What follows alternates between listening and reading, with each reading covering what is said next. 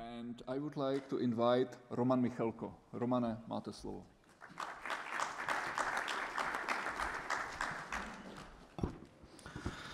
Ďakujem za slovo, vážené dámy, vážení páni. Ja budem hovoriť teda po slovensky, väčšina auditoria, predpokladám, a možno, že nie väčšina, tomu rozumie.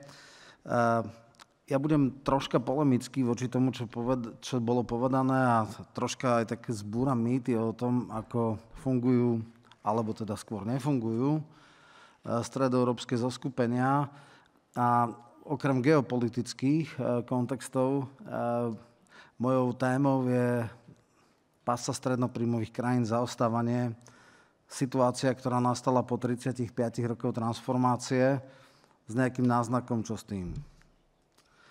Takže stredná Európa, aká je realita a aké sú perspektívy. Viac než 40 rokov po získaní slobody stredná Európa stagnuje. Ak chceme nájsť liek na túto stagnáciu, musíme sa najprv zbaviť niekoľkých mýtov. Ten prvý a základný je ten, že regionálne zoskupenia fungujú a sú, či majú potenciál stať sa vplyvnými európskymi hráčmi. V4 bola na začiatku 90. rokov zamýšľaná naozaj ako akési lobistické uskupenie, ktorého cieľom má byť rýchlejšia integrácia do európskych a transatlantických štruktúr, ale s odstupom 35 rokov veľmi dobre vieme, že národný egoizmus bol často stavaný nad spoločné záujmy aj vo viacerých zásadných rozhodnutiach, napríklad migračná kríza v roku 2015 a boj o povinné kvóty pre migrantov, bolo rozdelené, napríklad Poľsko vďaka vtedajšej exponovanosti Donalda Tuska bolo niekde inde než ostatní členovia V4. V súčasnosti je treba jednoznačne povedať, že mentálne a politicky sa toto uskupenie rozpadlo na dve takmer protichodné V2. Na jednej strane je Česko a Poľsko, na druhej Slovensko a Maďarsko, pričom v hodnotových, strategických a koncepčných otázkach sa ocitajú priam na protichodných póloch. Teraz myslím politické reprezentácie, možno nie ľudí. Napriek tomu skúsme si povedať, čo sú najväčšie či najvýznamnejšie výzvy dneška. Bojujeme na viacerých frontoch. Jedna línia je masívne okliešťovanie slobody slova cez cancel culture pod zámienkou falošných pravidiel politickej korektnosti. Druhá línia je revízia čisto ideologického konštruktu pod sumárnym názvom Green Deal. Tretia rovina je tlak na priam paradigmatickú zmenu v oblasti ľudských práv s cieľom po ničím neregulovanej kultúrnej diverzite, ktorej prejavmi je liberálna migračná politika a snaha pretvorenia Európy na multikulturálnu spoločnosť, pričom nie je pochyb o tom, že koncept multikulturalizmu zlyhal a permanentne zlyháva. A v neposlednom rade je to zásadná orientácia na práva menšín. Práve práva sexuálnych, etnických a náboženských menšín, často či takmer výlučne na úkor práv majority, je definičným znakom našej tristnej európskej reality. Okrem týchto kultúrno-etických nástrah stredná Európa hľada nový model prosperity. Ekonomický koncept dobiehania najvyspelejších krajín sveta založený na troch pilieroch: vysoko kvalifikovanej, vysoko disciplinovanej a veľmi nízko platenej pracovnej síly zlyhal.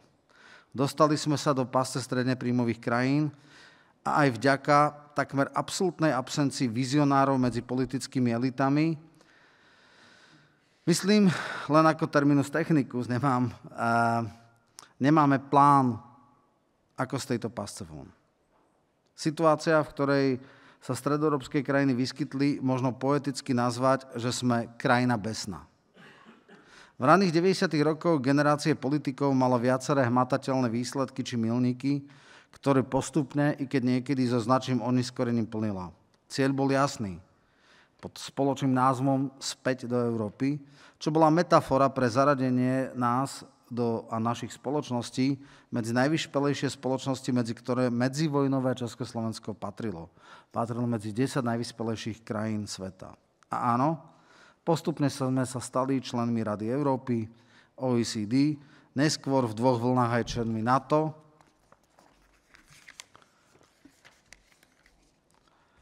Pre mnohých bol najväčším milníkom vstup do Európskej únie v roku 2004, no a potom sa čakalo, kedy sa skončia prechodné obdobia na voľný pohyb pracovnej sily. Stali sme sa členmi Schengenu a podaktori, teda konkrétne Slovensko, a je členom eurozóny. A náš sen o začlenení medzi najvyspelejšie štáty narazil na realitu. Už takmer 15 rokov stagnujeme v percente HDP na hlavu na úrovni 72, 73 až 75-77 HDP priemeru Európskej únie.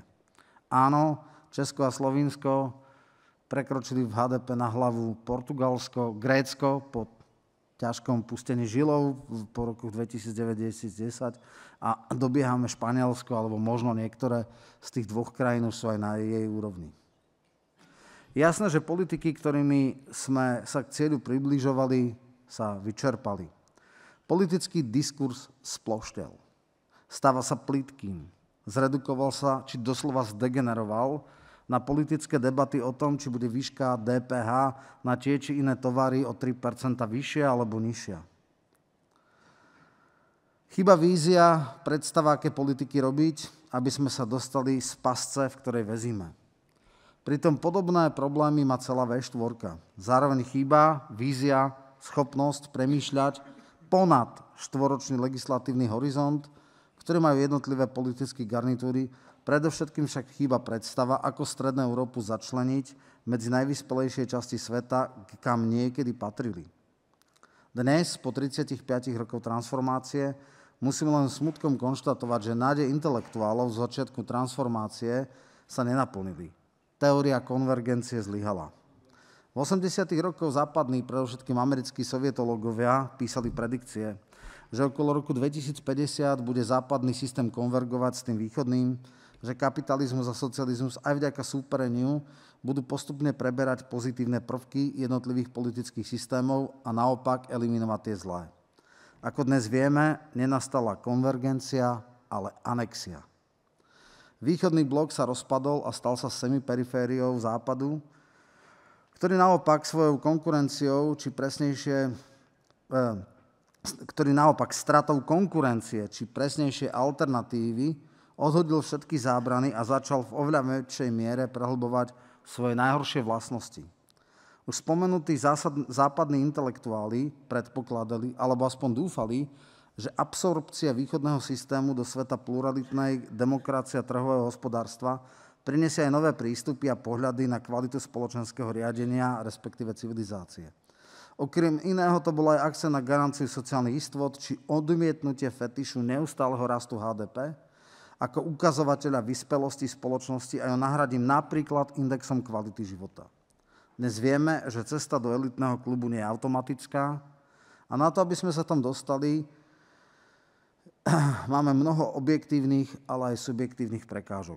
Medzi tie subjektívne prekážky patrí absencia sofistikovaných elít, ktoré neveria v zázračnú ruku trhu, ktorý všetko vyrieši, ani v ekonomické neoliberálne koncepty. Medzi objektívne prekážky patrí neexistencia silnej, filantropickej a sofistikovanej, či priam vizionárskej kapitálotvornej vrstvy. Tento pokus pri privatizácii skarikoval na tvorbu zopár oligarchických skupín. No a tie sa ukázali ako veľmi efektívne pri presadzovaní svojich záujmov, doslova excelovali v schopnosti ovplyvňovať politické rozhodnutia v svoj prospech a dnes už bezpečne ovládajú celé sektory, zdravotníctvo, energetiku, financie a tlačové médiá. No napriek tomu, že na lokálne pomery sú to relatívne silní hráči, v rámci Európy hrajú svoju druhú ligu, možno s výnimkom PPF, ktorý je už aj na európske pomery dosť veľkým hráčom. Ale vráťme sa k podstate problému. Naše krajiny, a teraz hovorím predovšetkým o Česku a Slovensku, nemôžu kapitálovo súperiť s nemeckým či britským kapitálom. No a na to, aby bola spoločnosť naozaj vyspelá, musí disponovať najnovšími technológiami a tie sú vždy prioritne tam, kde je ich domicil kapitálu. Ukazuje sa, že táto skutočnosť je výraznou prekážkou, ktorá spôsobuje naše zaostávanie. Ak naša ekonomika nebude mať vyššiu produktivitu práce, sotva sa to pretaví do vyššej životnej úrovne, vyššieho indexu kvality života. Keďže len taká štruktúra výroby, ktorá dáva vysokú pridanú hodnotu a dokáže spoločnosť potiahnuť vyššie, Je veľmi dôležité, aby sme mali nadkritickú sumu vlastníkov, ktorí by takéto výroby umiestňovali v našich krajinách. Druhou, veľmi dôležitou okolnosťou je štruktúra a kvalita vzdelávacieho systému. A to je ďalší problém. Za ostatných 35 rokov sme išli formou veľmi extenzívneho a inkluzívneho rozvoja vysokého školstva. Neexistuje zhoda na nejakom pevnom či rastúcom podieli HDP, ktorá by sa investovala do školstva. Neexistuje dohoda na systémovej podpore vedy a výskumu a špecifickými politikami na zabezpečenie čo najrýchlejšej aplikácie výsledkov aplikovaného výskumu do praxe. Nemáme jasnú koncepciu podpory inovatívnych startupov, predovšetkým však stratégiu ich presadenia na globálnej úrovni. Dneska možno bežní ľudia nevedia, že malé Estónsko, ktoré má 1,5 milióna obyvateľov, má 7 jednorožcov, to znamená startupov, ktorí sú valuované na viac ako 1 miliardu dolárov a že napríklad firmy ako Skype, Bolt, Volt a mnohé ďalšie sú pôvodne estonského pôvodu, že tam je najvyššia digitalizácia spoločnosti, že majú reformované školstvo a majú predpoklady vstúpiť do kruhu najvyspelejších.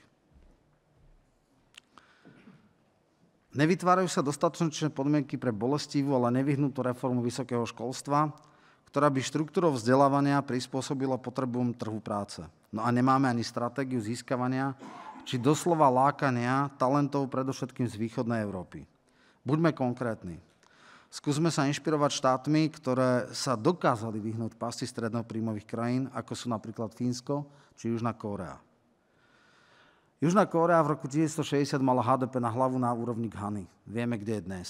Fínsko ako asociovaná krajina RVHP v roku 1990 stratila trhy Sovietskeho zväzu a vznikla tam celospoločenská dohoda, že vzdelanie musí byť prioritné a nech sa menili akékoľvek garnitúry. Vysoké percento HDP na školstvo, vzdelávanie a podporu vedy bolo fetišom. Bolo dohodou, bolo konsenzom napriek celým politickým spektrom.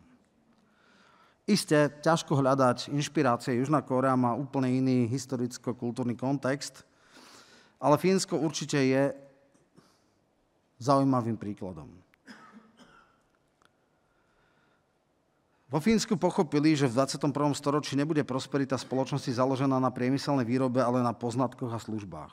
A preto zásadným spôsobom prekopali školstvo, ktoré spolu s výskumom sa stalo ich absolútnou prioritou. Dnes patrí Fínsko medzi najvyspelejšie štáty s najvyšším HDP na hlavu a s najvyšším indexom kvality života. Aká je cesta pre stredoeurópske krajiny? Podobná ako Fínsku, musíme prestať s extenzívnym rozvojom vysokého školstva. Nie je únosné, aby v každom okresnom meste bola nejaká fakulta či detašované pracovisko univerzity. Masifikácia vysokoškolského vzdelania je cesta k záhube. Musíme zmeniť extenzívny rozvoj na intenzívny.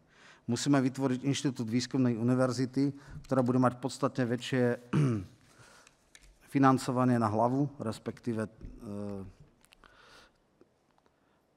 a dbať čo najväčšie prepojenie s praxou. V maximálnej miere podchytiť a podporiť inovácie, opäť viac posilniť vedu. Napríklad v Izraeli, ktorý je permanentne v vojnovom stave, je to Startup Nation, krajina startupov, kde 4% HDP napriek vojnovému stavu ide na vedu. Obrovské množstvo startupov, ktorí sa potom dostali do celoslovenského, mohol by som tu povedať celé desiatky firiem, ktoré vznikli v tých údoliach a dneska sú globálne, ani nevedia ľudia, že sú z Izraela, ale pridaná hodnota ide tam. Na Slovensku máme malé zlomky percentá na vedu, aj na vysoké školy. Všetko je pod 1% HDP. Ale ani to nemusí stačiť. Podobné opatrenia robia všetky rozumné vlády v okolí. A chceme byť naozaj úspešní, musíme prilákať najlepšie mozgy z celej východnej Európy. Paradoxne geopolitická situácia nám nahráva. Ponúkneme šancu na sebarealizáciu študentom a vedcom, inovátorom, startupistom z východného bloku, teda aj z Bieloruska, z Ukrajiny, Ruska, Moldavska, ale aj ruskojazyčných Kazachstancov. Viete, že v roku 1990 ruskojazyčná menšina bola väčšinou, mali viac ako 50% obyvateľstva a dneska sú tam viac menej trpení. Sú to ľudia s podobným kultúrnym vzorcom, ktorí sa vedia integrovať, ktorí nevytvárajú nejaké iné kultúrne ostrovy, ktoré by boli potenciálom nejakých konfliktov. A urobme pri univerzitách vedecko-výskumné huby a startupové útolia, aby sme dokázali podporovať najinovatívnejších ľudí, dáme im možnosť rozvoja nášho regiónu a môžeme sa stať inou a podstatne vyspelejšou spoločnosťou. Slovensko je spoločne s Českou republikou najpriemyselnejšou krajinou v Európe, ale dnes je to už skôr handicap. Navyše, ak slovenský priemysel je v podstate monokultúrny, výroba automobilov. Ak nezískame a racionálne nezužitkujeme intelektuálny potenciál nášho regiónu, naše zaostávanie bude pokračovať. Frustrácia občanov bude narastať a postupne sa budeme ďalej a ďalej prepadať a skončíme na chvoste rebríčka krajín, kde žiť nie je žiadnou výhrou. Náprava bude neľahká a dlhá, ale na začiatku každej vízie musí byť pomenovanie príčin zlyhania a vízia, ako stav napraviť. A práve o to sa treba snažiť. Potom je nevyhnuté odstaviť politické pseudoelity, ktoré objektívne ťahajú Slovensko alebo Strednú Európu na dno a ponúknuť víziu, ktorá je reálna a pre jej naplnenie získať podporu ľudí. A to je naozaj neľahká vízia. Raz však treba začať. Ďakujem.